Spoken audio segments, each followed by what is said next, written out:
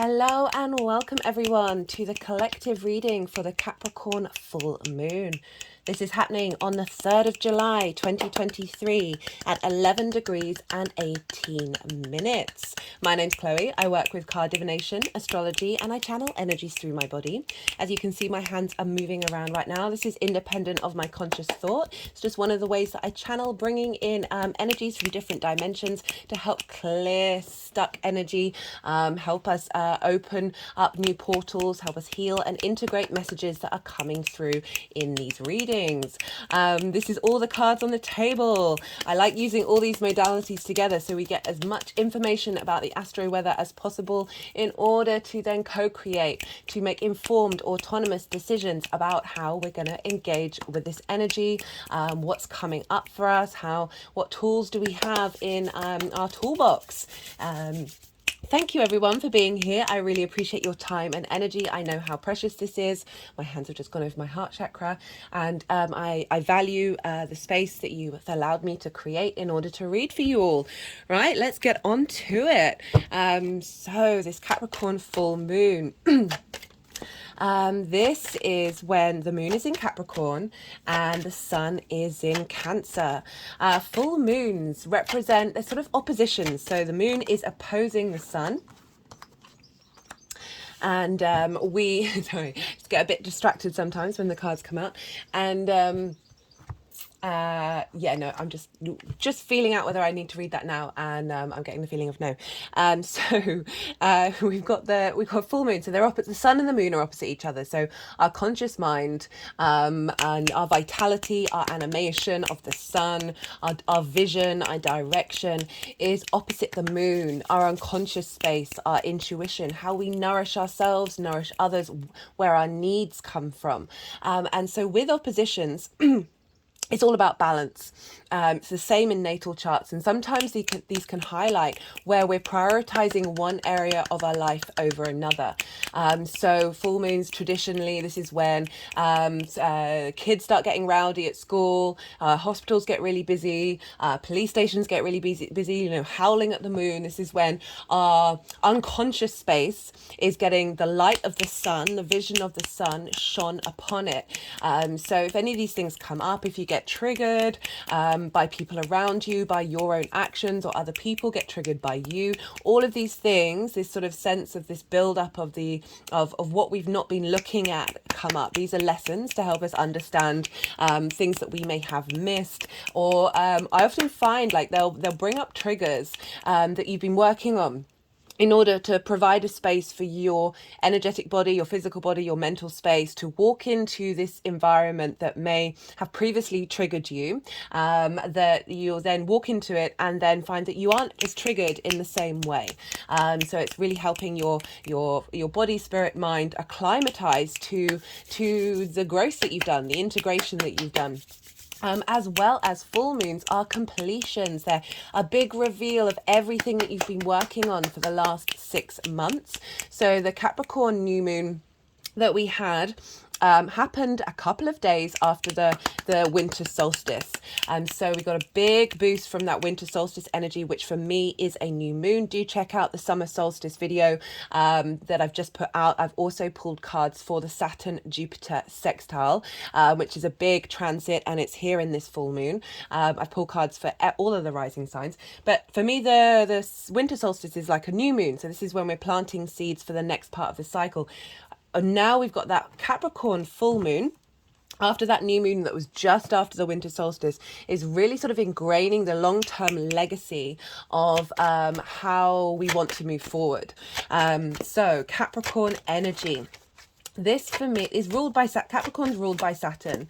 Okay, so we've got the 5 of Cups and the 9 of Swords in reverse, and this is kind of implying that we've been working through grief. We've been working through that feeling of lack,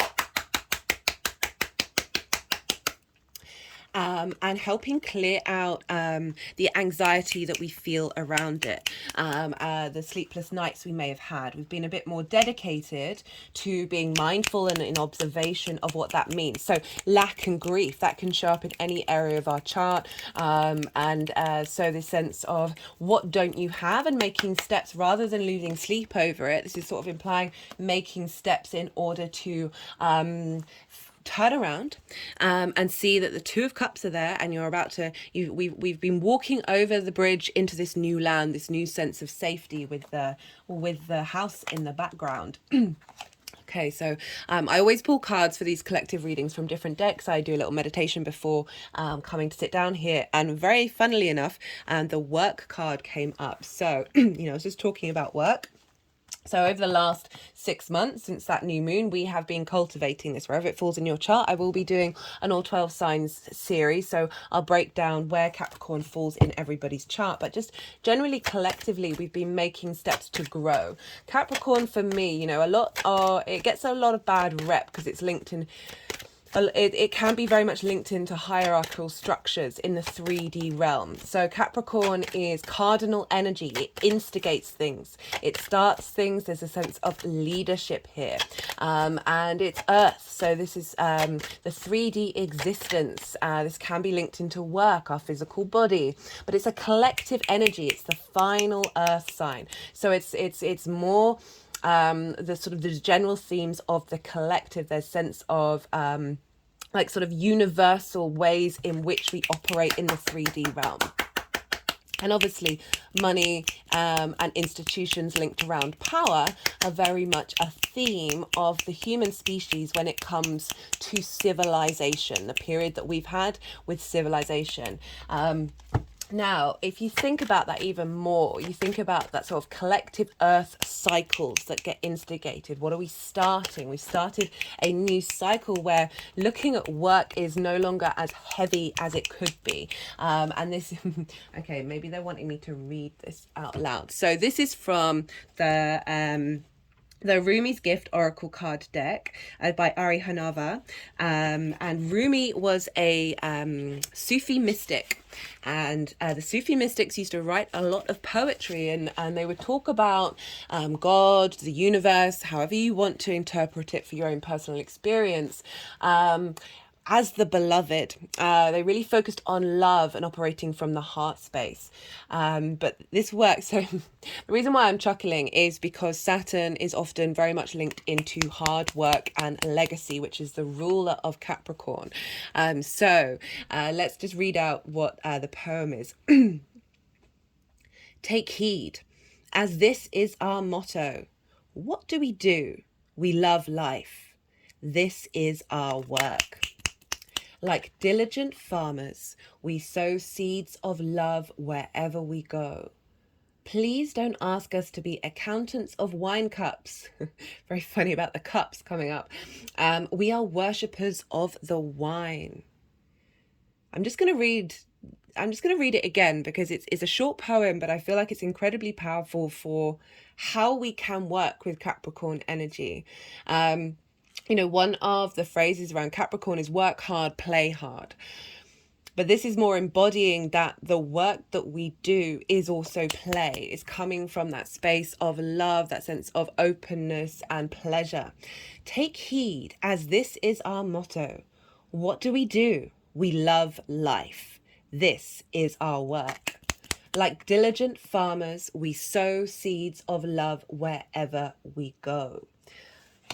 So again, that's bringing in that Capricorn energy of the earth and the harvest, and how the harvest takes a long time to cultivate.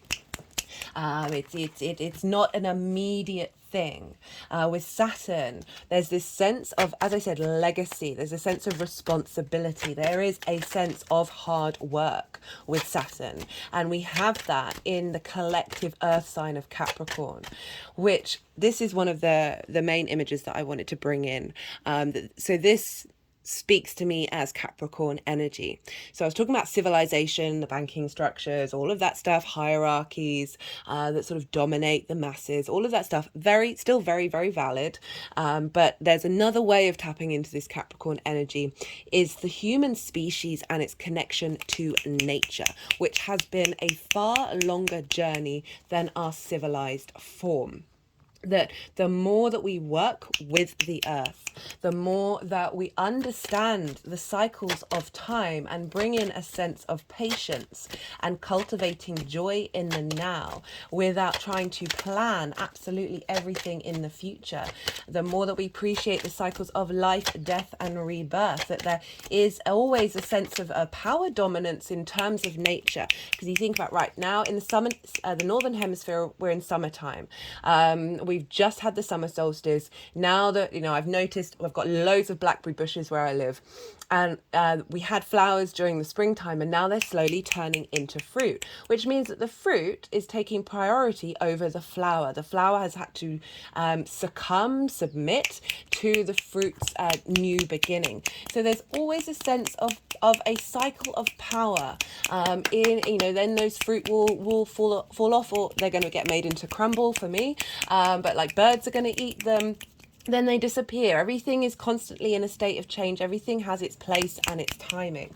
The more that we step into the timings of the cycles of the earth, the more that we find that we are in flow with it, and that is when the magic comes in. So the magic with Capricorn is, yes, it's about long-term legacy, but it's the core fundamentals of how you want that to be embodied. It doesn't necessarily have to be just got the Queen of Pentacles and the Two of Swords here. I'm talking about legacy. This has gone with the Water card. Very appropriately, because Saturn is in Pisces, which I will get to.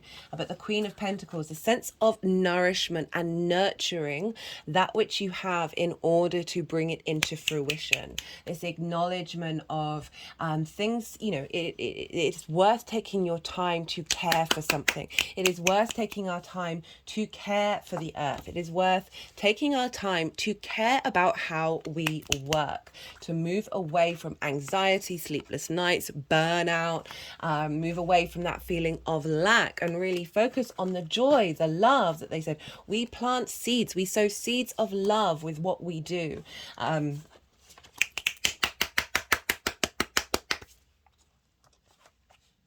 Okay, let's keep going. I'm trying not to jump all over the place, but there's a lot I could just talk about Capricorn rather than what's going on in terms of the astrology. This is a lovely moon. Which I will get onto. So Capricorn, this sort of ruled by Saturn. Saturn's about the foundations and structures. It comes along and helps knock down structures, or helps us understand where there are cracks in the structures that we have, in order to create foundations and structures, the roots of who we are, that are going to survive the test of time. Yes, there's flexibility and movement outside of that. But again, Saturn really wants you to find the core principles that you work from. And then when you really refine that, so, Saturn's the world card, if you think about it. And the world card, she has a wreath around her. It's sort of highlighting the sense of a boundary. It's also a zero, which has infinity within it. And the way I look at it, because Saturn can cause boundaries, cause limitations to turn up in your life in order for you to question your internal boundaries. The more that we understand ourselves, the more that we understand the core of who we are, the less boundaries that we need. And then the world opens up to us, which is the tarot, the world, which is Saturn's card. The sense of having this full moon in Capricorn after we've sense of completion of a certain set of limitations and boundaries and structures that may not have served us. they may have got us so far, but they they may not have served us they may not be serving us in the long term. Oh my goodness, my brain is just rushing at the speed of light. There are so many things that I want to say. I'm really going to try and stay focused. There's wanting to bring up the Two of Swords here. Now, this is when there's like opposing, this can be interpreted as there's opposing forces, that means you're not able to make a decision. But I always look to this of the inner strength that you have. There's a sense of meditation here. There's a sense of going inward. It's gone with the Vision card, which this is just so Capricorn for me. We've got a mountain, because Capricorn is the mountain sea goat. We've got owls that are incredibly wise. We've got trees, and this sense of connection as well, this intermingling. We've got quite a few of this sense of the uberos, the flow of the snake eating its own tail. We also have this over here with the healer, and very much the cycles of time. That, again, I said the life, death and rebirth. This is the fact that there is always going to be a flow, but we're constantly evolving and growing and changing, but there are consistencies, there are archetypes, there are certain themes that are always going to keep rearing their head, and it's for us to instigate a new way of operating with them. Right.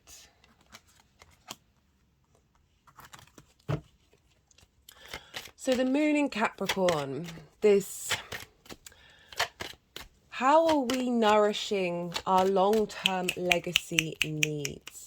With Saturn as a ruler of a sign, this can be, wherever this falls in your chart, this can be an area that it takes us a while to get to. It can feel difficult to work with, and then after a sense of maturity is established through trying, through figuring things out, through not necessarily having all the answers, but being in a state of trying and contemplation, that we are then able to sort of find the ease, because we've put in the hard work. We've taken the time to be like, okay, let's try things. Remember, cardinal energy instigates, wants to start things. So this ability to keep on instigating, to keep on testing what is part of your legacy, what is part of the way that you want to, the core principles of how you want to embody your experience with the cycles of time, with nature, with the collective, that is going to serve us all, not only on an individual level, but on a collective level.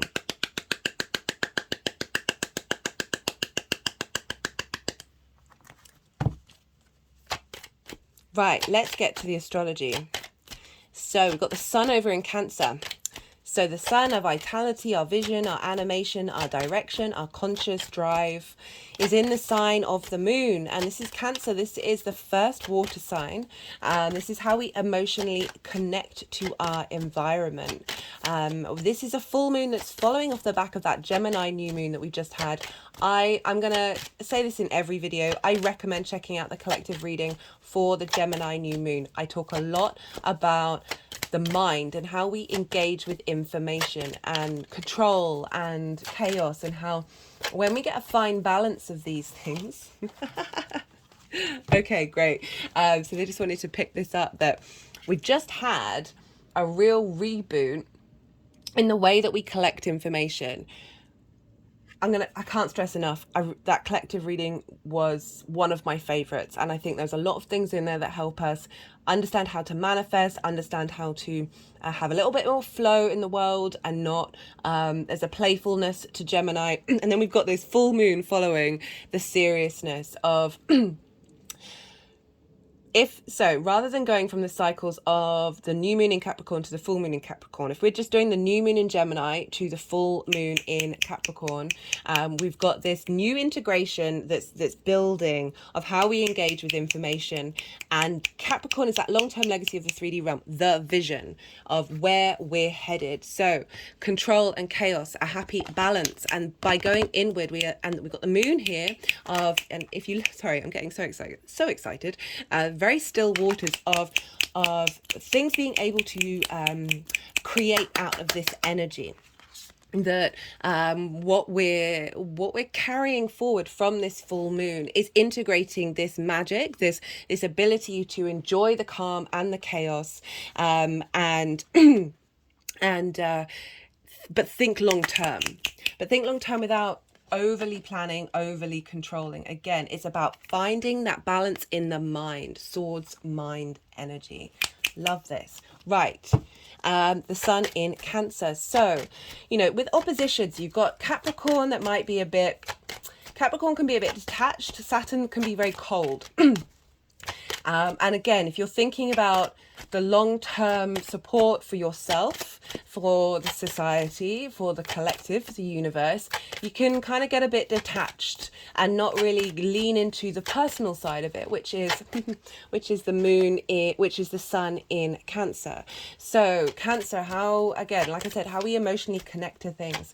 How do we nourish ourselves? How do we tap into our intuition, that we are guided on a very personal level in this very collective environment? And this full moon can potentially highlight the things that you need to look at, the things that you need to focus for the next part of the cycle. So yes, this is a full moon, but after this full moon, everything that we've learned, that sense of completion of going, okay, I did these things and they're coming to a type of fruition, but now how do you build on that, falling back into the new moon coming up in Capricorn. Let me just pause for a second. I'm glad I'm paused because I realized, so at the moment, so we've gone from a Gemini new moon to a Capricorn full moon. So we're all the lunation cycles in terms of new moon to full moon in a month, they're in conjunct one another. So Gemini and Capricorn are in conjunct. It's rather than the Gemini new moon to the Sagittarius full moon, we're now moved along just a sign. And this is this is because we had 2 new moons in Aries. Now, we aren't going to have a full moon in Capricorn this year, but we are going to have 2 next year, and we're going to have 2 new moons. So this full moon is, sorry, I'm just making sure the chart's up properly. This full moon is setting us up for a smorgasbord of Capricorn energy next year. So as I said, so this full moon until the next cycle isn't going to be until next year, and then we've got lots of stuff going on in Capricorn. We've also got lots of stuff going on in Cancer, that we're planning for a really next big huge jump in the Capricorn area of our chart next year. This is where we're as I said, everything that we're learning from this full moon, everything that all the information that is becoming illuminated, our unconscious space of the moon shining at us brightly and saying, hey, this is the magic and this is the intuition, and this is also the potential traumas and triggers that we might need to release, as that the star card came out, and this is about deep emotional healing. This is Aquarius, another sign ruled by Saturn. This is hopes and dreams as well.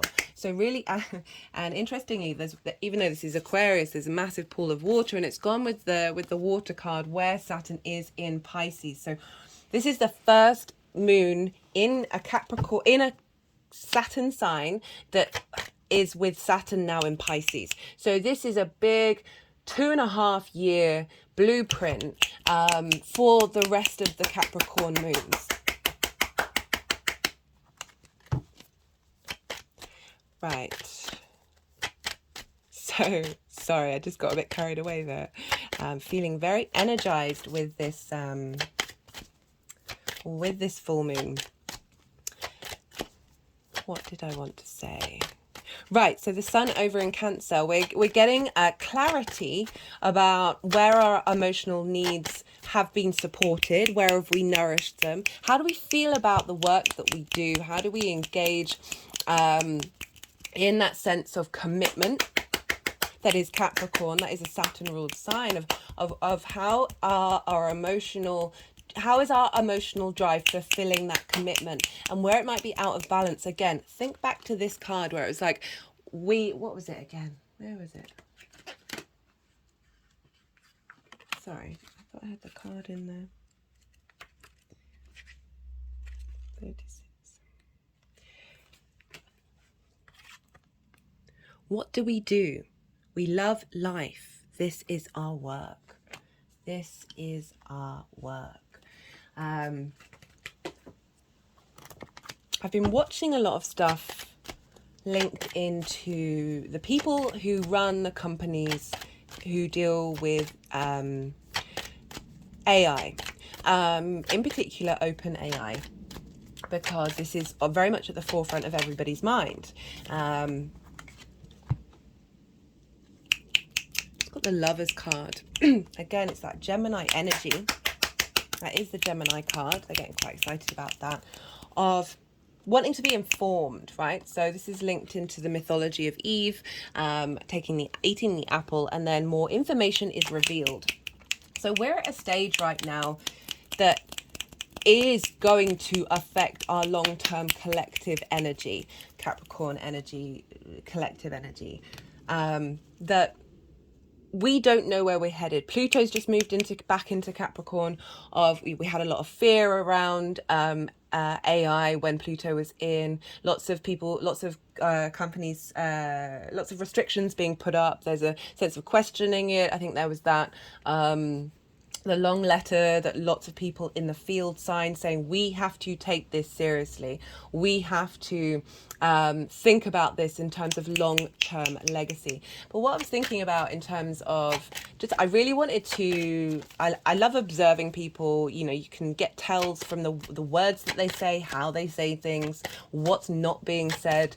And it just seemed quite clear, particularly from that company. And if I am wrong on this, please put down in the comments, in the description box, of things that I may have missed. That it just seemed that the overall vibe of that particular company is being mindful of how can this facilitate the human species rather than hinder it. It's not profit driven. I think they are partly a non-profit as well as partly involved with profit, because they're trying to find that happy medium between being responsible and not being driven by profit, but also acknowledging money, right? This is how we exchange. This is how we live our lives. It is part of society. It is a tool that we have, and being mindful of it. And one of the things that the main person of that company was really key. They're doing a big investigation on universal income,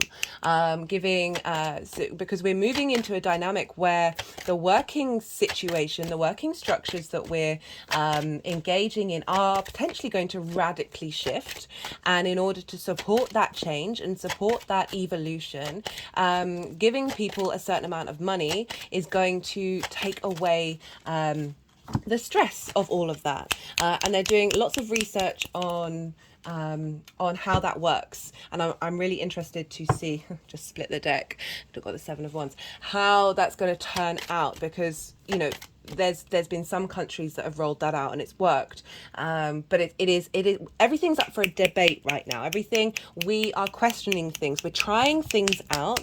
Cardinal energy, leadership energy, and we're in this state of exploration, and I really like the energy around this, even though there's lots of very terrifying things. I mean, I personally, even though I was a massive sci-fi reader, I've pretty much read every way of interpreting what's going on, and sci-fi can be a bit scaremongering. We've had scaremongers, we've had doomsdayers throughout history. That it's a bit of both, isn't it? It's always going to be a bit of both. There's going to be not a happy medium, but a middle path of a lot of consensus. So, balancing, that's why I wanted to talk about that, because the sun in Cancer is very much, the moon in traditional astrology, which rules Cancer, is the people. The sun is the king or the monarch, and the moon is the people. And so we have this culmination of how are we going to support the people, i.e., and then on a personal level, the personal way in which you interact with your long-term legacy. Let's get these in balance.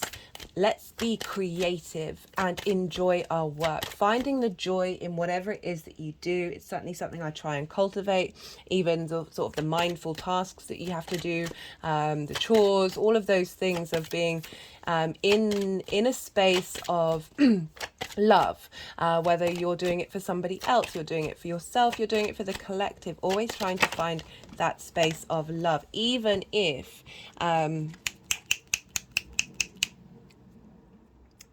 it is hard work. The heart has the capacity to generate strength and support. I'm loving that the 7 of Wands has just come up. This is about someone who's got something of value, but they're very unsteady. They're very uncertain about what it is that they have to offer. And this is a perfect representation of what I'm just talking about. In the reverse is, you know, you have something to offer. You know your value, that love energy. And that can manifest in so many different ways. It doesn't just have to be, you know, romantic love. If we allowed love and care to fill every single action that we did, the energy of that reverberation would be phenomenal. Okay, they're just wanting to click around the laughing Buddha, the happy Buddha. I'm really enjoying, I've been trying to cultivate this energy myself. I try and talk about things that I put into practice, that the more that you find that love, find that joy in everything that you do, the more that you're in flow with the universe. Because we are love beings. We really are love beings. And that is our legacy. My hands have just gone over my heart chakra. Oh, I'm feeling a little teary. Okay.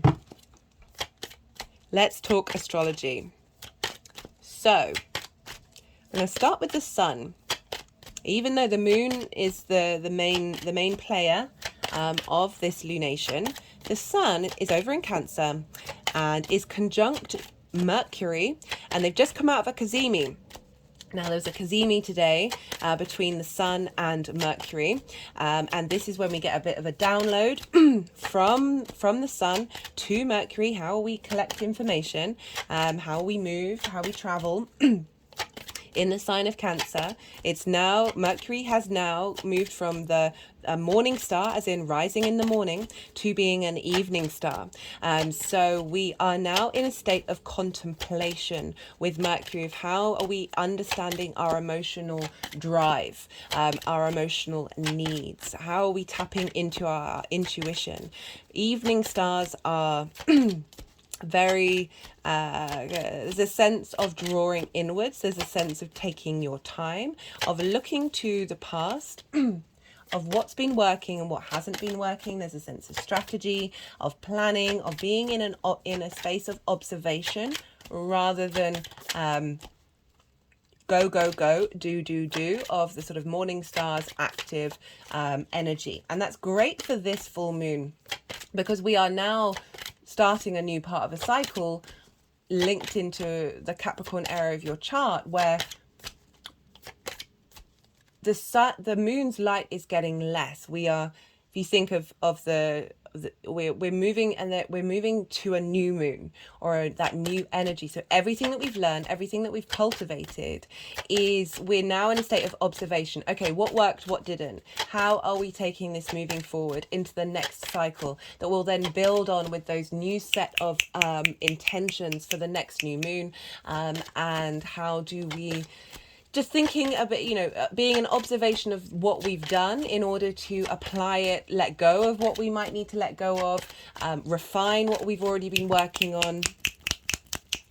So it's great that Mercury is there conjunct the sun, getting a lot of strong energy of, okay, understanding our emotional drive. And then how are we going to engage with it in the information that we collect? As I said, that Gemini new moon was helping us shift the dynamic of how we engage with information. Now, straight off the bat, we're getting a boost from our intuitive space and our legacy space. So the Cancer and Capricorn axis of, let's bring this into the next cycle. Let's culminate really boost the legacy part of the physical form, the physical body, who our species was for far longer than, if you think about I always link it into sort of breath work, yoga, permaculture, mushroom rediscovery of mushrooms and how they're all talking to each other, how trees are all talking to one another. That these are kind of the Capricorn, the energies that feel very loud to me, that we can tap into our vagus nerve, our parasympathetic, making sure that we breathe in a way that is facilitating this physical form, stretching, moving around. We do not move around enough. This body is supposed to move. That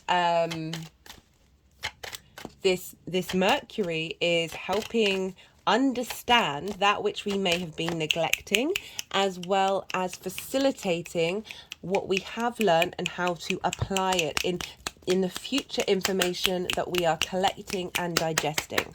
The Sun is also conjunct Juno. Now, Juno is an asteroid and was the wife of Jupiter, and the key element of this asteroid for me is commitment, long-term legacy commitment through thick or thin. What is your ride or die?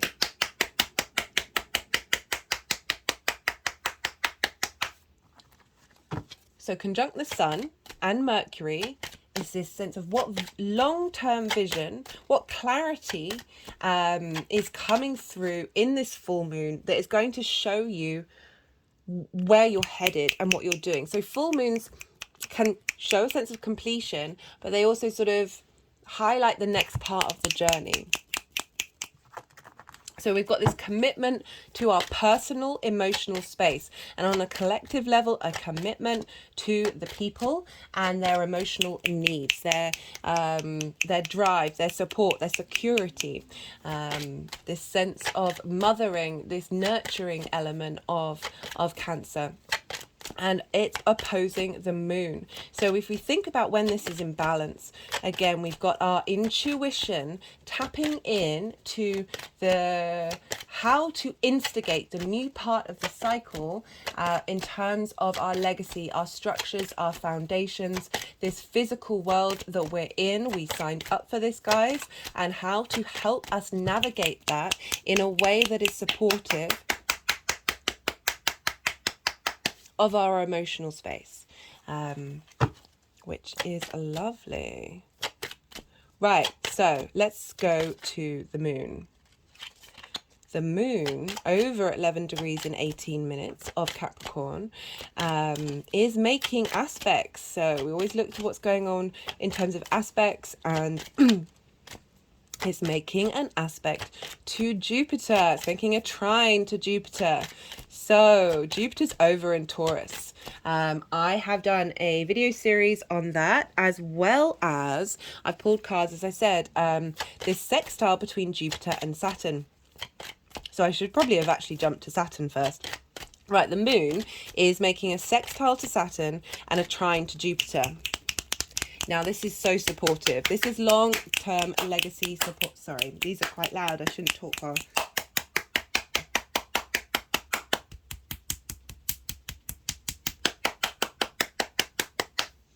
Quite excited about that one. So, the moon is making a sextile to Saturn. Saturn is retrograde over in Pisces. I'll be doing a Saturn retrograde series. So now we're internalizing authority. We are... but, okay, let me just go to the Saturn-Moon combination. So a sextile is an aspect of Venus. She wants to provide harmony. She wants to bring things together, a sense of connection, what's important to you in terms of your pleasure principle, how bringing love, a sense of value and appreciation. So this is like brainstorming. This is very supportive. They're both in yin night signs. They understand each other's like sort of base framework of cultivating, of being in observation, of slowly letting things be drawn towards you. We've got a lot of water and earth for this lunation, so it's not about lots of action being taken. It's not, there's a slowness, you know, water and earth are bound by gravity, so there's a heaviness, there's a weight here, but you know, I always think about how water can erode anything, and that you know, it takes time though, but the power behind these two, you know, the earth, you know, if you think about earthquakes and you know, mountains, the legacies of mountains, which I have just noticed on the Lovers card. Mountains always represent higher perspectives. That the moon and Saturn in a sextile is, again, long-term legacy. Saturn and Jupiter are long-term legacy planets. They have a longer cycle. They're the last two planets that we can see with the visible eye. They are very connected to our personal journey on Earth, and they want us to find wisdom and strength. So Saturn wanting us to find responsibility and integrity. Just got the Seven of Pentacles. I really feel like that's we've put in the hard work, we've tended to the seeds, and that things are coming into fruition. This sense of you're now there's a confidence energy coming through with that, sort of hitting over the heart chakra.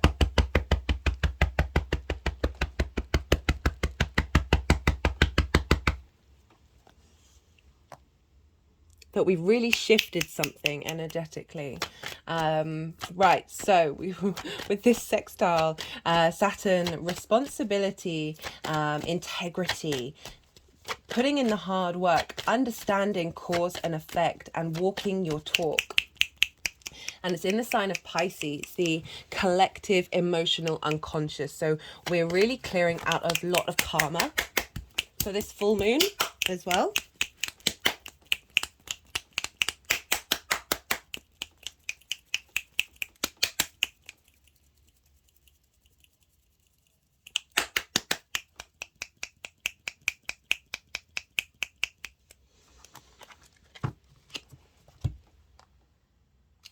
Sorry, I didn't show you. This is a snake ring that I have. We've got lots of snakes, the cycles of time.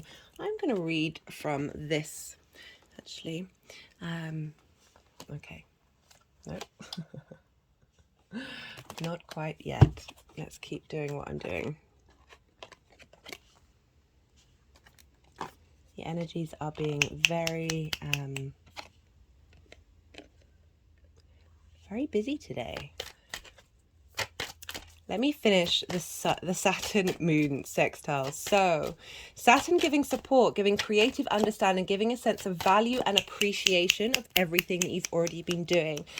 Seeing that that's going to be manifesting, and then how do we bring that forward? Okay, so we look at that creative energy, the sense of value of how our emotions connect to taking our time to integrate and instigate things that are going to work for you in the long term. And that's in Pisces, again, very magical, but it's that unconscious collective energy, the primordial waters where life comes from.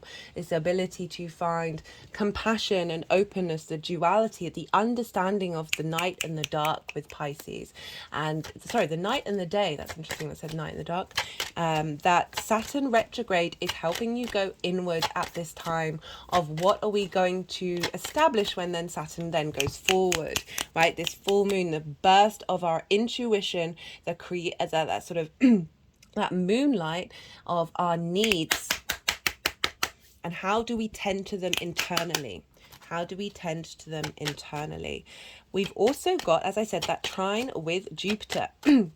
Now, Jupiter over in Taurus, in a fellow earth sign, trines are an aspect of Jupiter, wanting to bring about wisdom, elevation, a sense of abundance and openness, expansion, cohesion, and through that wisdom, like the sense of universal truths, that knowing that Jupiter can bring along, we get a sense, the more that we understand whatever Jupiter's doing in whatever sign it's in, and the more you understand your own Jupiter.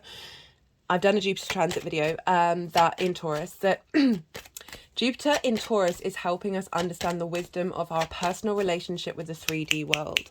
So our physical senses, our physical body, what makes us feel good in the sign of Venus, that we're finding wisdom in slowing down. We're finding wisdom in slowing down and allowing things to move through us. And the reason why Jupiter can be linked into luck, abundance, growth, is because the more that we understand the innate wisdom we have within ourselves, which we all do, the more confident we are. There's a sense of, it's not a cocky confidence, it's just you're very confident in who you are, which means you're not getting distracted or swayed.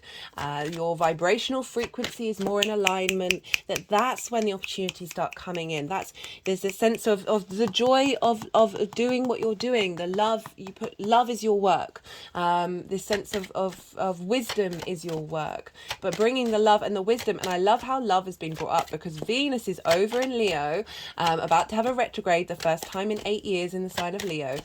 Check out the Venus retrograde series. That is huge for all of us. Venus retrogrades the smallest amount, and so her retrogrades are very potent and they're very personal, but she rules Taurus, where Jupiter is, and Jupiter rules Pisces, where Saturn is. So we've got this chain of events of Venus having an impact on Jupiter and Saturn. So Leo rules the heart space, so the heart is key at this space, this key for this full moon, impacting of what is it.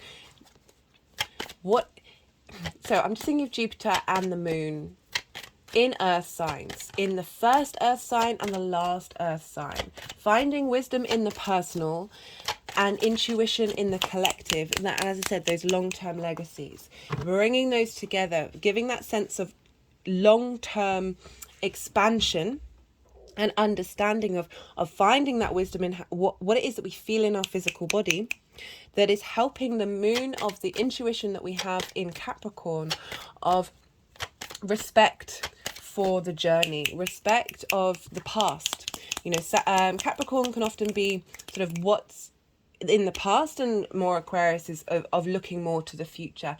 But it's an acknowledgement and respect for both of those things that get us into the present, of knowing, of appreciating why things may have happened, and not feeling that grief or that anxiety that we pulled, or feeling blocked and stuck, but just the sense of nurturing that Queen of Pentacles, of nurturing whatever environment you're in, finding the wisdom in it, finding the integrity in what's going on. So very supportive energy. Trines and sextiles are free-flowing energy. You don't have to work too hard for them. So there's just a sense of ease at the time of this full moon. Very supporting, feeling very held with all this water and earth. And this is also kind of linked into the nodes as well, that we've got Saturn. So, okay, that's kind of all the aspects that the moon is making. I just want to move on to the moon. I appreciate I'm moving all over the place. Admittedly, Pluto is now in the same sign, so that's going to be impacting this, again, the legacy. What are we releasing? What are we let go? Pluto can be linked into composting. What are we transmuting? What are we shifting? But I've noticed with Pluto moving back into Capricorn, it's like after all this, that's why I talked about the AI, why we're getting all the ideas, the universal truths of Aquarius, and all of that coming in. And now Pluto's moved back into Capricorn of like, how does this affect the physical world? How does this affect our legacies, our structures, our formations? And what are we going to do about it? And I love that we've got this full moon here of helping bring in the balance of the people, the moon, with this Plutonian energy of power and is fear as well. So it's so understandable to have fear, but I'm not getting that coming from this moon at all. Of this culmination, this expression of strength and intuition that is like, if we just look to nature more, we would be able to solve so many problems. Jupiter's coming up to getting very close to Uranus. Uranus comes up with radical ideas. I talked about the mycelium that we've been exploring, rediscovering the fact that there's eco structures that communicate with one another. Our understanding of consciousness is expanding, and the more that we understand and look to nature, the more we're going to be able to clean the poison from the physical world. And the fact that this moon is culmination of then what are we bringing into that next cycle next year, 2 new moons, 2 full moons in Capricorn, of being like, okay, what are we doing, how are we facilitating, rather than clawing at and holding on to and saying mine. It's very much the sharing is caring energy is coming out of this one because of the support that we're getting from Jupiter and Saturn. So let's go over to Saturn, because Saturn rules Capricorn. And so whatever's going on with Saturn is impacting what's going on with the moon, and therefore impacting what's going on with the sun. Just got Judgment. So talking about Saturn, the sense of leveling up here. We've come a far way, and we are going even further. Judgment is sort of every single part of you raising the frequency. It's a sense of ascension. Again, we've got mountains in the background coming in. That the vision, okay, the vision that we have is coming through.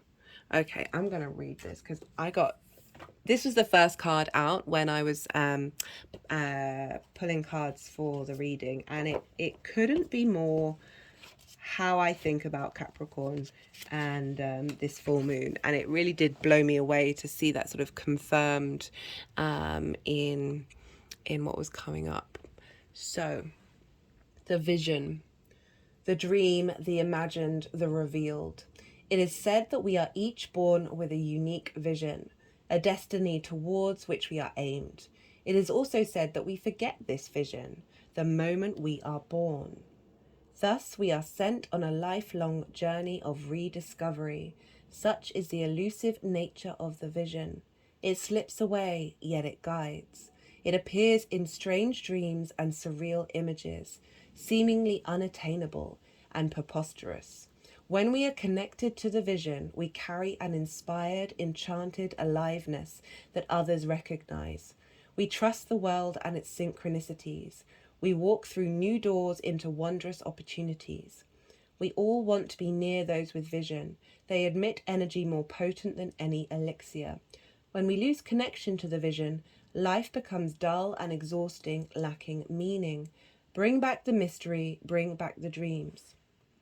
You can gauge how connected you are to your vision by how tired you are. Since the vision feeds us energy, it affects our life force and vitality. So very much look at the mountains, the owls, very Saturn in terms of that long-term legacy that I was talking about with Capricorn, that Saturn wants us to walk our talk, wants us to be free, to be able to find that vision and be empowered by it. You know, work is not, hard work isn't a bad thing. It's how how that hard work affects us. You know, I'm just thinking about the 10 of Wands, of where, you know, it's no bad thing to put effort into things, but if we are unable to smell the roses, we're unable to drink the wine, or whatever, however you want to phrase that, or find love in what it is that we do that can drive us and stimulate us, the power of that, then that's when things are going wrong. And, you know, I'm going to link back into the AI, because I'd even know, you know, we're dealing with Capricorn rather than, say, Gemini. I mean, let's think about how AI is coming. Anyway, there's this idea with all of this, there's the idea that the more we free up time for, I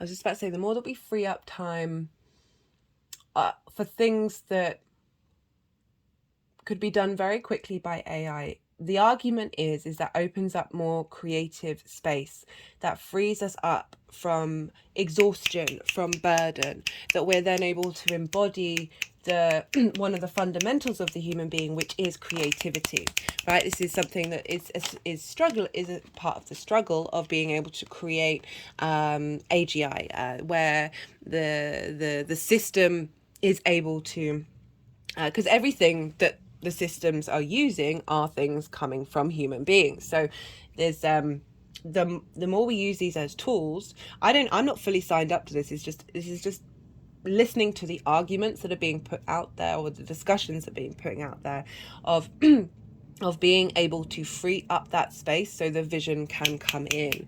And as I was talking about that, we've got the moon and the Six of Swords. So the moon is about intuition, this psychic ability, sensitivity. I always see that, we've got a wolf and a dog here, and dogs were originally wolves that were tamed by human beings. And it's just making me think about how we still have that wolf within us. We still have that deep-rooted, instinctive understanding of how to work with the magic of the universe. Sorry, that's quite loud.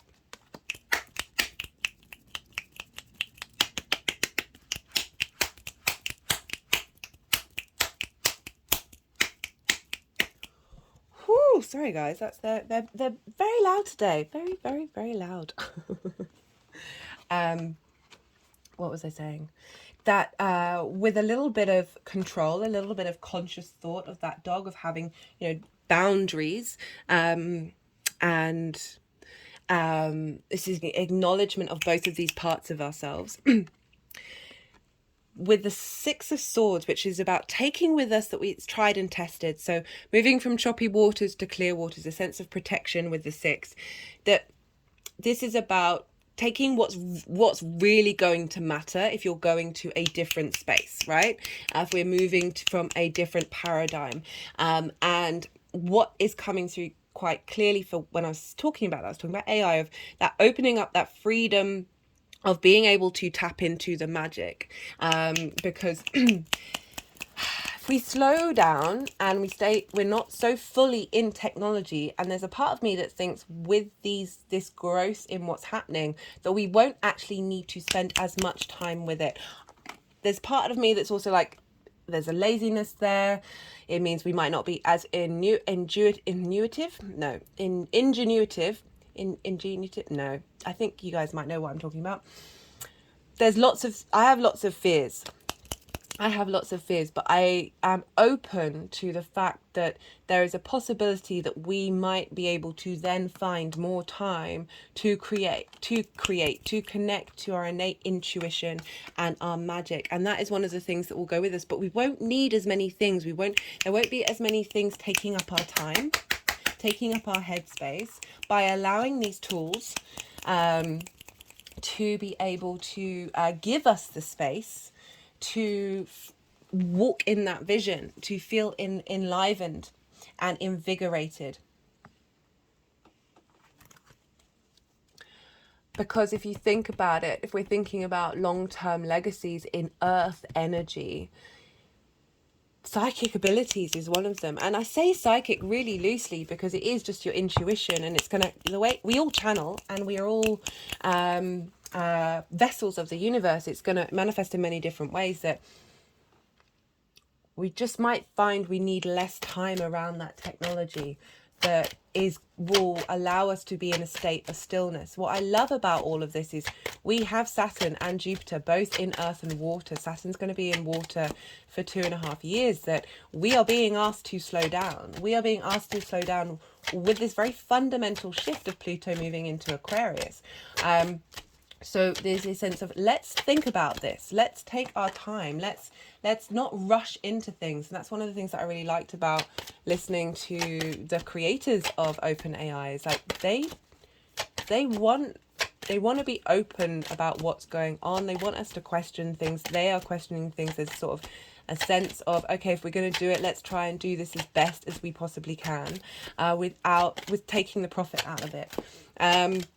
Right, so yeah, I was saying like the nodes are involved because Saturn, the ruler of this moon, is trining the south node. So again, this sense of letting go of fears and worries that might not serve us, might be blocking us, transmuting it, but also trine aspect of wisdom and elevation and cohesion, being really open about turning over those stones and getting to the depth of something.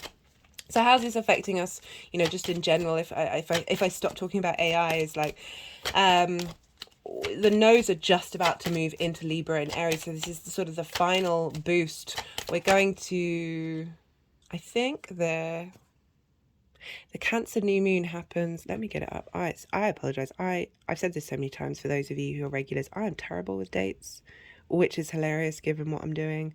Right, so we've got the Cancer new moon that is happening the day before the nodes move. So this isn't the final moon before the nodes change. We've got the Cancer new moon happening afterwards. But this is the final full moon of what are we've been refining that area of our lives. We've been refining this desire to transform, this desire to be inquisitive, to dig in the dirt, look at the secrets, find the hidden places. And Saturn retrograde is helping us do that in an inward space. So on a personal level, like how do your core emotions, sorry, they're just sort of tapping around the heart chakra. How do your core emotions, fixed emotions, Scorpio energy, which ones are going to serve the long-term legacy for you to flourish in the long term based on your personal interactions with your emotional intuition? And Jupiter is also conjunct the North Node, so still really leaning into the wisdom of slowing down, of this sense of wanting to feel good about the food that you eat, feel good about the roof over your head. And that's something so many of us, like across the board, because if you just think about, I'm digressing a lot, but this is what happens in collective readings. They're my favorite. That most of the food that we eat is so far away from being freshly picked that most of the nutrients are gone.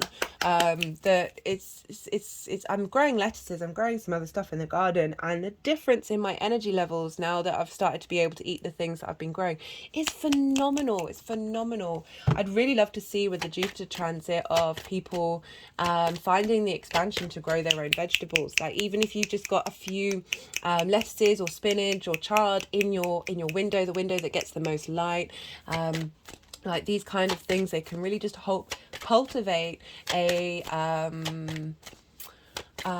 community understanding of like, this is so important to us. This is what drives us. Like if I think about like the Second World War, everyone had was growing potatoes in their back garden. Like it wasn't uncommon. I read about the laws in America where you're not allowed to, like they're really particular on what you put on your front lawn or what you grow, and it just completely baffles me that you don't have the freedom to do what you need to do in order to support yourself and get off the structures.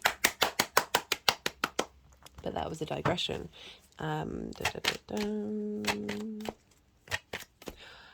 I forgot to mention about how the moon and Mercury are what's called out of bounds. Now, the Earth has a certain trajectory in the sky, and it doesn't deviate on its trajectory. So it's moving through the sky like that. So there's this line which the sun, it's like a boundary of the sun. Now, when luminaries or planets are out of bounds, they are, it's quite hard. So that's the trajectory of the sun. So the sun's moving along here. They are above it. So they're outside of the boundary of the sun. And this in natal charts can turn up of people who are very outside of the norms of society. They're not conforming. It depends how far away the planets are from the boundary, but sometimes it can mean like really just going off and living off grid if it's quite far away, of just not needing to be connected in the same way. But I want to focus on the fact that it's where a lot of maverick thinking can come about. And so we've got Mercury and the moon both out of bounds. So really, oh, just had an interesting neck movement from the energies. Okay, I think they want some more cards to go with that King of Swords. So we've got Mercury and the moon out of bounds. So they are working outside of the confines of the sun. You know, if you think about the sun as authority, you think about sun as the monarchy, this sort of, this is where we're all headed, or this is where your sort of vision and understanding of self of the direction that you're heading in. There's a sense of momentum with the sun that can sometimes be a little hard to adjust and change. With Mercury and the moon here being out of bounds, going, we're sending you some energy from the galactics, so it's like above the sun and outside of the solar system and confines. So where the Mercury and the moon are sending energies from the galactics of how are we thinking differently about situations that we are currently in. Let's have an energetic release. How are we able to instigate? We're getting a download for Mercury and a download from the moon into this full moon of, yes, we are in this 3D world, but how do we bring about some 5D, just sort of clicking over the star cards, some 5D structure into, so some 5D energy into this 3D structure. As I said, like this full moon, we're then bringing this into the next cycle next year when we've got 4 moons in Capricorn. So this is a big deal. It's a deal. It's subjectively big. I'm just conscious of saying every lunation, oh my God, this is so big, this is so good. But I don't know, I just feel like this is a lot of support that's helping our physical and emotional bodies be able to keep going in this 3D existence. You know, we've got that Queen of Pentacles, very nourishing, very supportive, a cultivation of where we're headed and what we're doing. So, you know, Mercury, and like a real boost to our intuition. And I love this because this is happening just before, we're going to have the Cancer new moon. So we're getting a boost here that's instilling in the legacy of us as a collective in the 3D realm, that is intermingling with traditions. If you think about the chakras, right? So they are a fraction of light. It's an acknowledgement that our bodies, our species is part of nature, part of the cosmos, that is a longer term legacy than this idea of like banking structures that we have. Like there is so much more energy that we can pull on from this Capricorn area of our chart, that is facilitating for the contentment of the human being.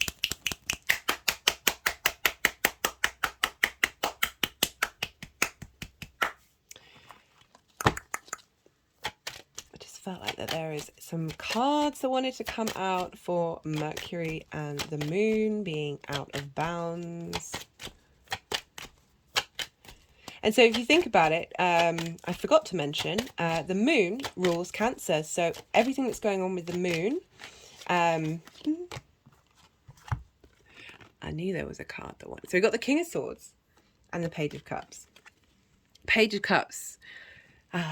Useful energy. Like this is, so the pages, they've just got hold of something. It's like, you know, when you learn something for the first time and you're so excited by it, you want to share it with everyone, or this could be an idea that you've had, or whatever it is, that's, you're just exhilarated. This is Page of Cups energy. This is Page's energy, and Cups is intuition, emotion, imagination, creativity. So they're sort of clicking around my crown chakra right now, to my heart chakra, to the third eye, to the back of the neck, front of the throat chakra, heart, solar plexus, root chakra.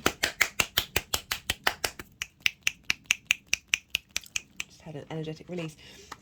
That there's a playfulness here, but there's a creativity here. Pages aren't necessarily jaded, right? So they don't have as much responsibility. They're able to be free. There's nothing wrong with responsibility, but sometimes it can really weigh us down. Or we've gone through so many cycles, there is nothing wrong with old age and wisdom. It's a phenomenon that we don't respect, and it's heartbreaking. to embody, like, so going through lots of cycles, you see patterns, you understand, and you also get to the root of what's important to you. But there are times when we imply previous traumas from a previous situation into a new environment, and sometimes we can get entrenched in that. What I love about this combination with Mercury, this is Mercury and the Moon out of bounds, is this freshness, this fresh new way of looking at our intuition, a fresh new way of looking at our creativity. With the King of Swords, clarity, understanding, being able to take action on that. There's a coolness, there's a calmness, there's a higher perspective.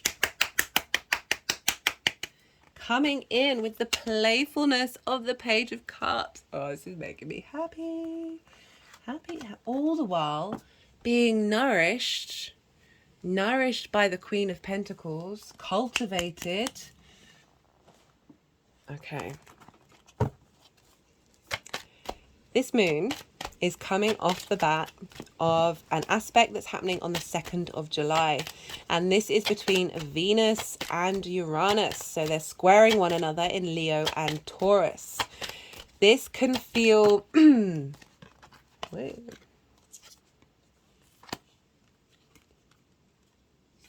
That's a lot of cards. I'll see if that wants to come out again. And squares can bring about conflict, drama, and frustration. They're also very powerful friction-based energy that helps create in the 3D world. Uranus, the oddball, the maverick, the inventor, very likes to flip things up on its head, wants us to be able to think differently and embody our individual self without feeling shame or rejection by the outside world, not really giving a damn about it. Venus, what do we love? What do we appreciate? How do we want to love? With a square between Uranus and Venus, this is our ability to bring our... find the love, the joy, the passion, the pleasure in the unexpected, in the unusual, in the thing that we didn't even think about.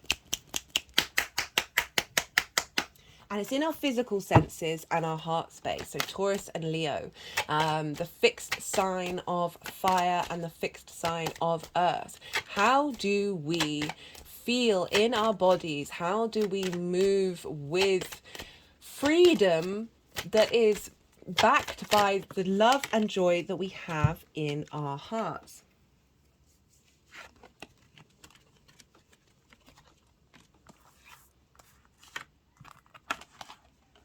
So I've got the 7 of Cups for this.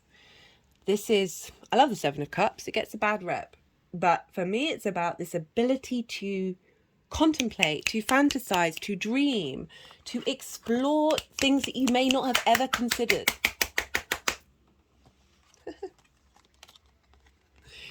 To be able to dream big or go home. Like to think outside of the current paradigm, and be able to find a way to connect that to love. With Venus being in Leo, which rules the heart.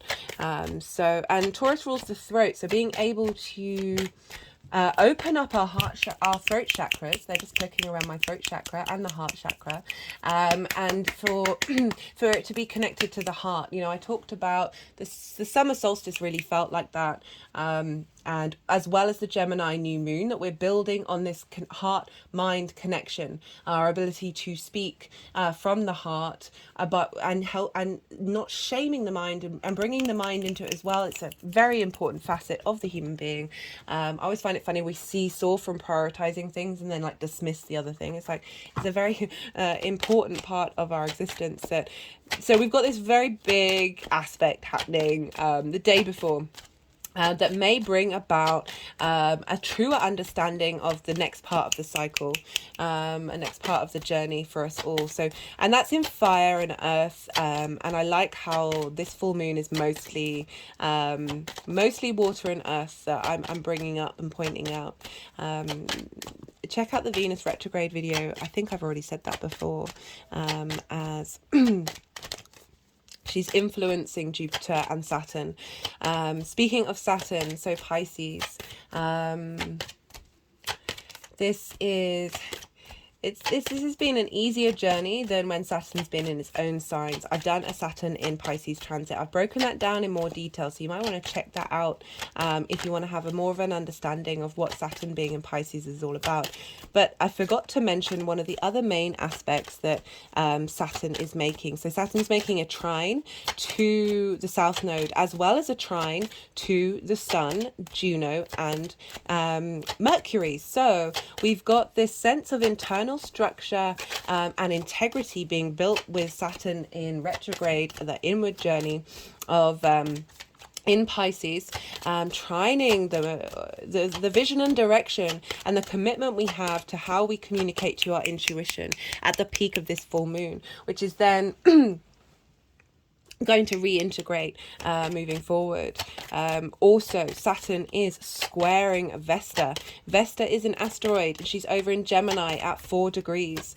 And Vesta is about tending to your internal flame. This is about devotion. This is about caring about and honoring something in your life. And so we've got Vesta over in Gemini helping us honor how we collect information off the bat of that Gemini new moon. Vesta and Mercury, or Hermes, used to hang out a lot in people's houses. Of all the gods and goddesses, they were the two that every household would have one, because Vesta represented that domestic inner space, the hearth. It's the Greek name is Hestia, or Hester. And it is linked into the hearth, the home in which you would gather around, the fire that you would gather around, cook food, talk to one another, be in communion with one another. So it's that inner domestic space. And Mercury was very much about moving around, going out into the world, commerce, traveling, communicating, collecting new ideas. And these two were symbolization of the inner and outer world. So for us, Vesta is tending to that internal flame of what information do we care about, what's important, what we're devoting to, and that's with the square with Saturn is how are we bringing this into force? How are we bringing this internal intensity of responsibility and integrity of the Saturn retrograde with Vesta helping us commit to our playfulness, our openness of how we engage with information.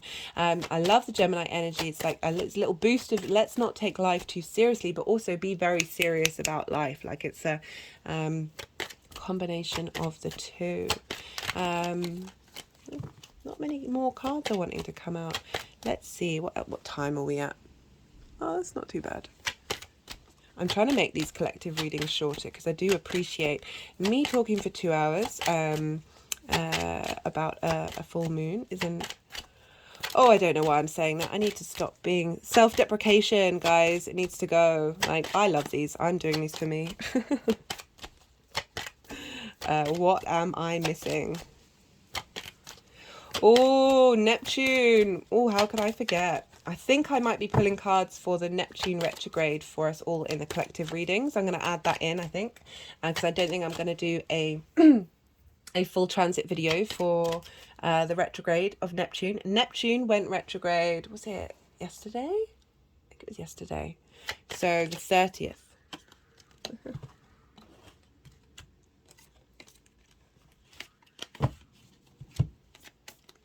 They want these two. Got the Queen of Cups here and the Page of Wands, which I saw half pop out earlier, and I put back in. I'm wondering if this is about Neptune. Great combination. Again, we've got another page with a court card.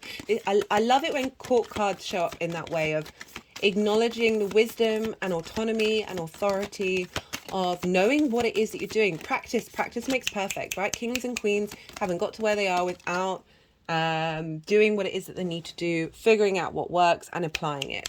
But I love it when they show up with pages because it's like adding on that freshness, adding on that vitality of being open to thinking differently and not getting set in your ways.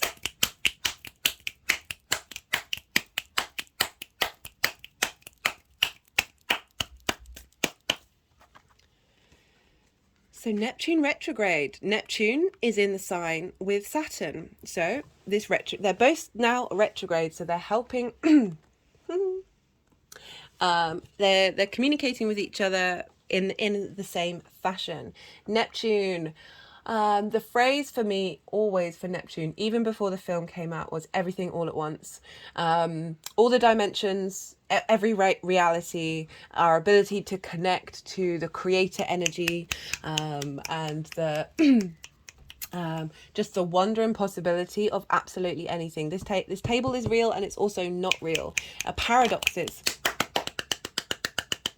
It's very there's a magic, there's a mysticism, the sense of unconditional love linked into Neptune. There's a flow with it, and I love the Page of Wands, Queen of Cups in reverse, so inward.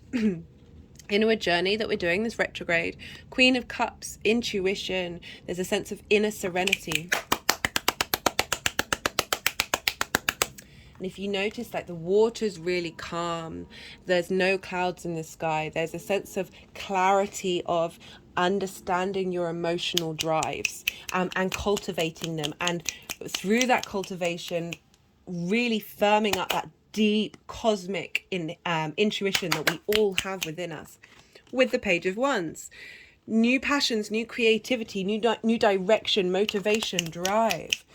So this retrograde of Neptune, 2 days before this full moon, is giving a boost of, okay, where are we headed? We are, again, it's sort of reconfirming what I've already been talking about, of seeing things a little more clearly, in order, but still seeing the magic, and being able to understand what to do with it.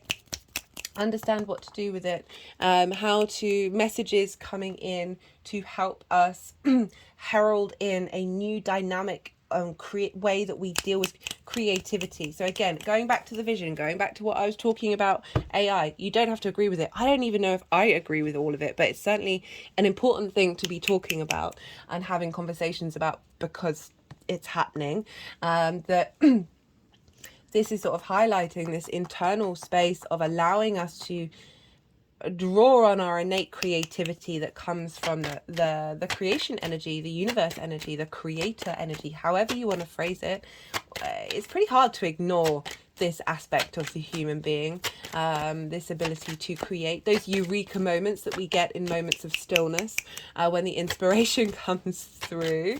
Right, what else did I want to say? So there's 2 cards that I've not talked about on the table. We've got the Water card and the Healer card, and it's very appropriate, the Water card. As I said, Saturn is in Pisces, so there's this sense of finding structure in the magic, which is the theme for me for Saturn in Pisces, that's really facilitating that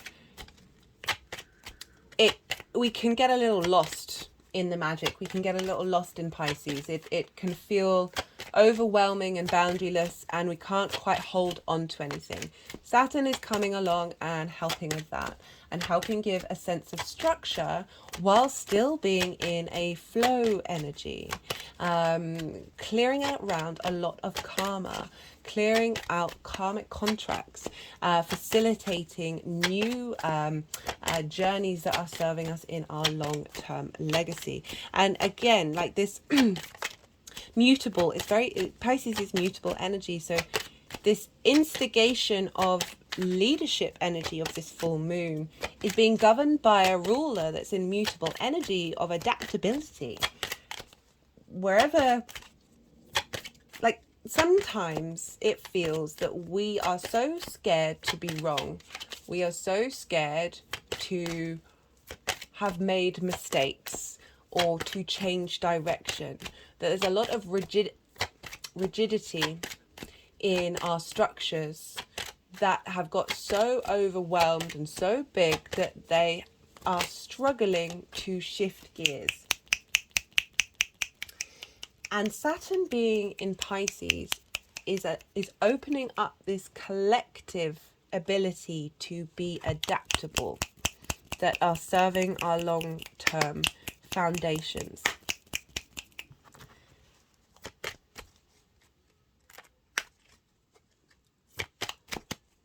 is there anything else that I wanted to talk about? I think that might be it. It does feel like there's one more card that wants to come out. Let's see.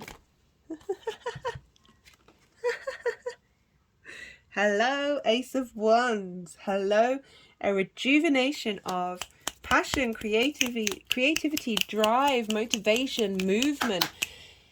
Fire energy is linked into spirit. It's the not ranked, it's not about prioritization. It's just a different form. This is as far away from the heavy gravity as possible. This is linked into your spark of life, your spark of spirit. Oh, I love that was the final card. A reignition of that. A reignition of that.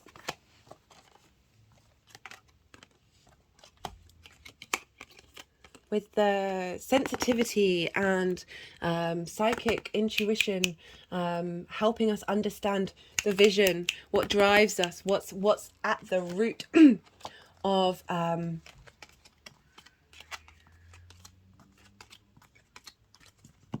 what's at the root, and being able to see clearly.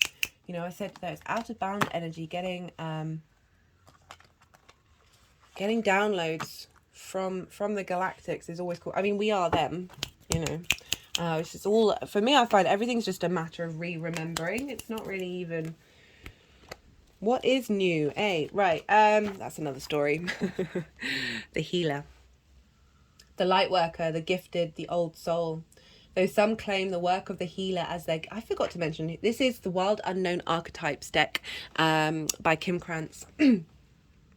Phenomenal person. Though some claim the work of the healer as their gift and name it as their dharma, the force of this archetype is within everyone. It is our natural inclination to remember, to return, and to reclaim that central and eternal life force from which we so easily drift away. Oh my God, that's just what I just said. That's, wow, okay. In Sanskrit, the word avidya means forgetting. And it is said that, and that's what was coming up with the vision. Like, we all have a vision, but we all forget it. We're on this journey to remember the vision within us. It is part of this human experience that we do so. Through that journey, we are able to implement that vision in a way that may be unexpected, means forgetting, and it is said that this is the source of all suffering and disease. The healer's mission then becomes to move through the comfort of forgetting, through the veils of ignorance and denial, to reveal the radiance that already exists. I mean, yes. The healer approaches this in multiple ways, from multiple angles, knowing the cycle of healing is not linear. It is the multi-layered and circuitous, as in circuitry, as in like going round circuits over and over again. The time is linear and cyclical. The cyclical process, always leading back to its own origin. Again, we've got the Uberos, the all within the one. We are the all and the one at the same time. The image of the serpent is eternally tied to healing and medicine. Both Western, the Caduceus, and Eastern, Kundalini, study the serpent and its power. The wounded healer is not someone who is wounded and is now healed. It is someone who continues to courageously break open the self and ego as a means for deep integration. I mean, that's just fundamental that we've been doing that. Collectively, we've been doing that. We are stepping into that dynamic and able to bring that remembering energy, that expression of, what was it? Where is it? Where did you go? Where did you go? I love you. Why do I take the cards out? Okay.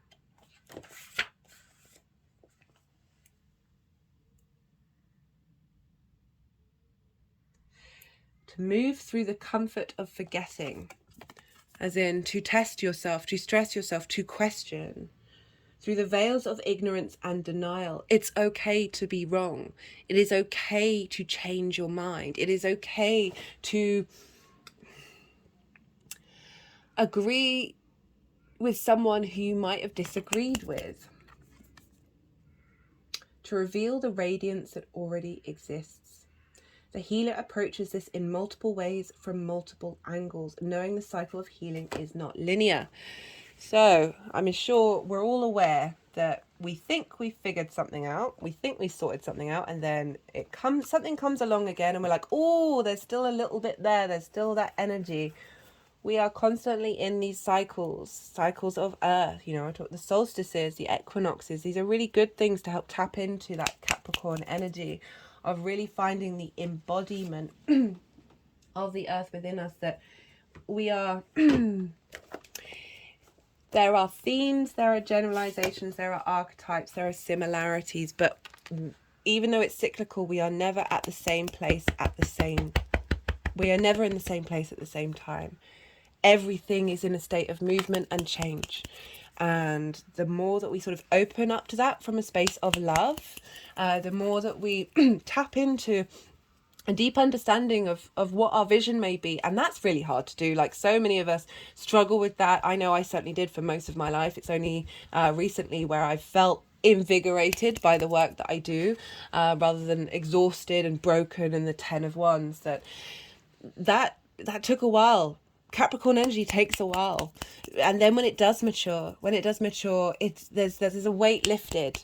And again, I think about how, you know, the 10,000 hours of doing something for 10,000 hours, you're sort of deemed not a master, but certainly that you understand what's going on. The more that we practice, the more that we do things, and that's okay to fail, and we learn from our mistakes, and then the more that you're able to play.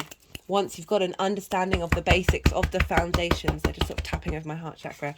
Right, that's going to leave us with the final card.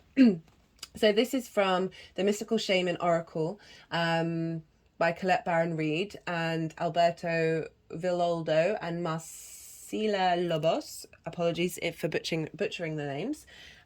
This is flow. Oh no, this is water. My apologies. Not flow. Interesting that I opened up the flow. I opened the book up at flow. Come back to that. Saturn in Pisces. It's very poignant that water came up. The water symbolizes purification, regeneration, birth, revival, and cleansing. It signifies an evolutionary shift from former self to new self. Many myths around the world speak to a great flood and a new life that is revealed after a deluge. Water begins without boundaries, then, as soon as formed, has separated itself from water. It comes under the laws of time and life, thus acquiring limitations.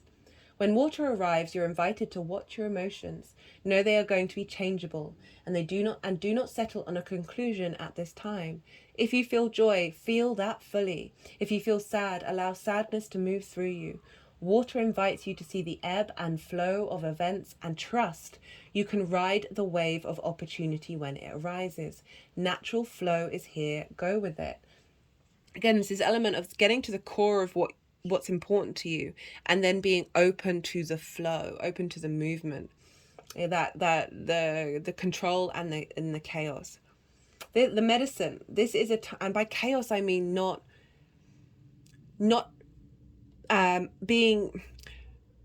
knowing everything that's going on. The medicine. This is a time for cleansing unwanted energy and sticky feelings. Consider this: what water does to the flesh, it does in sacred ritual to the spirit. The spiritual cleansing, like baptism, is the opportunity to get an instantaneous experience. I should say that again because I messed it up. The spiritual cleansing, like why can't I say that word? The spiritual cleansing, like baptism, is the opportunity to get an instantaneous experience of the timeless, non-ordinary reality in which all true creation takes place. Now is also a time that is pregnant with potential for you. Carl Jung talked about the material womb-like significance of water as a universal symbol. Water represents the potentiality of existence.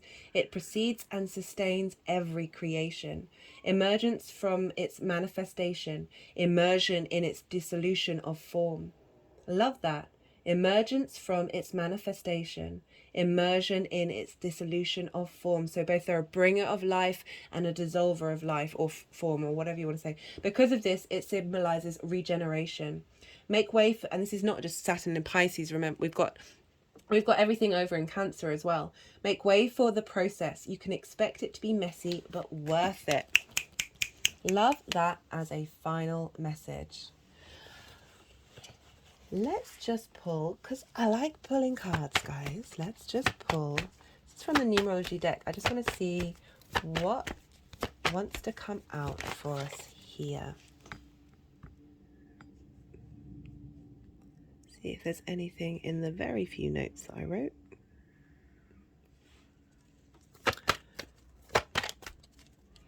So I wrote, enjoy the slow unfolding, allowing things to take time. Health, interesting. Health of the earth, health of us, health of the cycles, health of the 3D realm that we're in. Health, mental health, spiritual health, physical health, all of these things. I like to think that everything that we've been learning over the last ever since Pluto really went into Capricorn, that these things have got bigger, that these more sort of traditional, very Capricorn energies, or sort of long-term legacy engagement with health, a holistic understanding of health, you know, the cycles, the eco-structures, they are all interlinked, as is how we deal with health.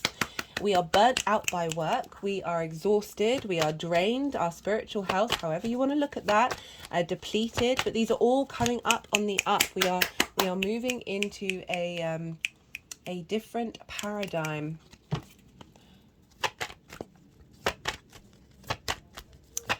Capricorn, you know, it is about work. It is about putting in the hours, putting in the time. Saturn is the planet of time, of cause and effect, understanding cause and effect. It's full moon very much helping us see clearly the cause and effect of things.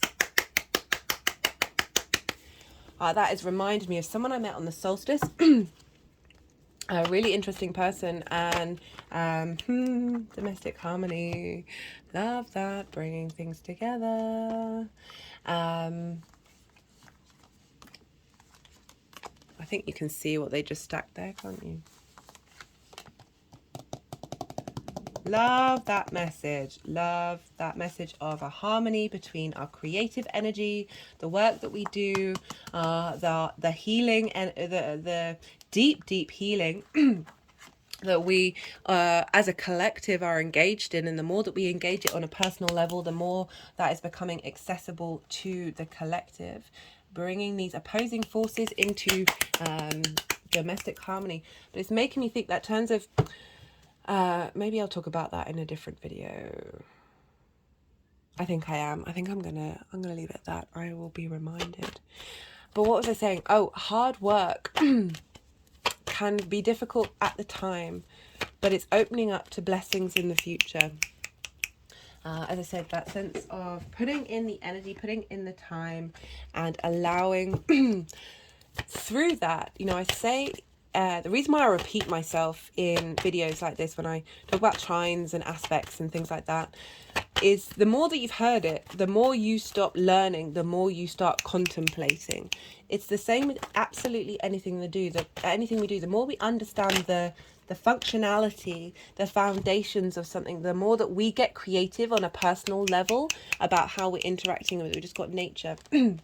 You know, what was I saying about how if we just look to nature a little bit more, we will be able to change the phenomenal destruction that we're doing in so many ways. And if I thought about it too hard, I wouldn't be able to get out of bed in the morning. I don't want to leave it on that note. That's not the note I want to leave it on. But maybe we should be thinking about that.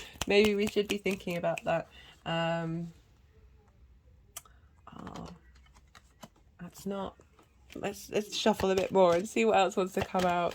Sorry for getting a bit maudlin there. There is an aspect of Saturn of let's be real, let's see the cause and effect, let's not hide from it, and let's just let's rather than worry and not get out of bed in the mornings is what I try and practice the happy Buddha, even if there's a part of me that is deep in a valley, a chasm of despair and frustration and disappointment and anger and rage, just fury, pure, utter fury within me. There is love. Without that love, without the let's be present, let's be in the moment, find something to bring this sense of wonder of existence, without that, we're stuck in the same paradigm. We're stuck in the same paradigm. Right, I want one more, and then I'm going to leave you. One more. You know, it's why in these videos I always say focus on the inner work. The more that we do that, because there's a lot going on in the outside world, and the more that we do that, I just saw the self-discipline card talking about the inner work, because that takes effort. It takes a lot of effort to be mindful of everything you say, everything you do. It's not about being hard on yourself. It's just about being in a state of observation of what does this mean for you? What does this mean for the people around you? Is this even you? So often we enact, you know, it's making me think about the structures, the 3D structures of community that we engage in, of like how that's affected us all collectively in our response mechanisms, and this sense of not breaking out of situations and repeating things for tradition's sake. Tradition has its place, but tradition needs to be okay to be questioned. Without that, we are limited, and stuck, and stagnant. Right. Final card, guys. Final card, and then I'm going to sign off.